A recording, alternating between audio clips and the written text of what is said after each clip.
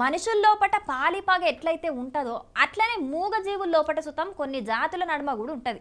మనుషులు ఎట్లయితే నచ్చనోళ్ళ మీద పగ ప్రతీకారాలతో రగిలిపోతారో మూగజీవులు సుతం ఒకదానికొకటి కండ్ల పడితే చాలు కొట్లాట చురువయ్యేంత పగ చూయిస్తుంటాయి.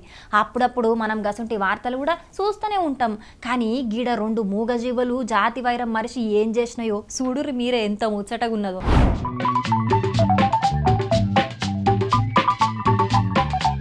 ఇగో ఈడ మేక పాలు తాగుతున్నది, మేక పిల్లనే గిట్లా కావచ్చు అనుకునేరు. కాదు కాదు, కుక్క పిల్ల.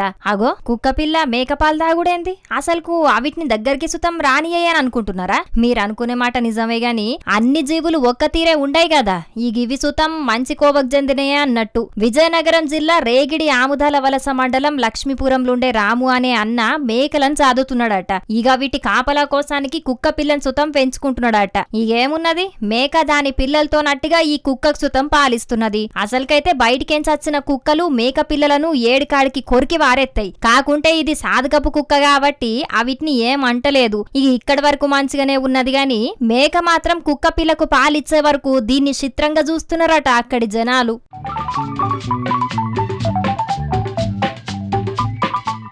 మనుషులే ఎంత చేసినా వాళ్ళ లోపటున్న వైరాన్ని మర్చిపోరు. ఏండ్లు గడిచినా కుట్రలు కుతంత్రాలు చేస్తుంటనే ఉంటారు. గసుంటిది మూగజీవులు వాటి జాతి వైరాన్ని మరిచి వాటితోని కలుపుకొని తిరుగుడే కాదు, కన్న తల్లి లెక్క ప్రేమను వంచి పాలిచ్చి సాకుతున్నది. ఇక దీన్ని చూసన్నా మనుషులు మారల్లని అంటున్నారు ఈ వీడియో చూస్తున్నోళ్ళు.